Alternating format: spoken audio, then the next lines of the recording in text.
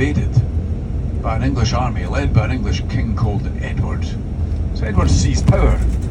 He and his army are occupying Scotland, and it's round about this time that William Wallace appears on the scene. So the story goes that one day Wallace had been out fishing. He was fishing on the banks of a river. Now, he'd already caught a couple of fish. I don't know what they were, brown trout or salmon. And he lays them out on the riverbank and he continues to fish.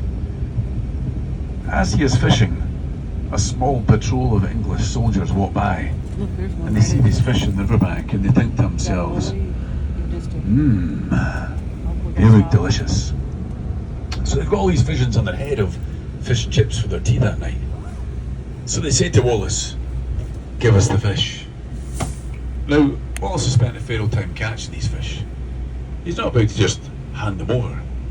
So he says, no, catch your own fish. So the soldiers get a wee bit annoyed about this. They then say to Wallace, look, these fish belong to the king. You need to hand them over. Now, Wallace doesn't recognise Edward as his king. He had sworn an oath of allegiance to John Balliol, so he still wasn't going to hand the fish over.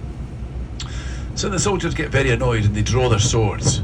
A fight starts, and moments later, Wallace has killed a couple of these English soldiers. The one or two that remain in this small patrol, they flee the scene, and they immediately head back to the town of Lanark. So Lanark lies to the southwest of Edinburgh, folks.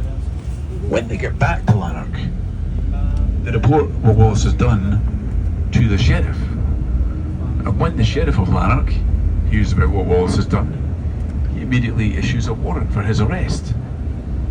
Now, Wallace wasn't daft. He knew he was in a bit of trouble, so he has gone into hiding and he cannot be found anywhere.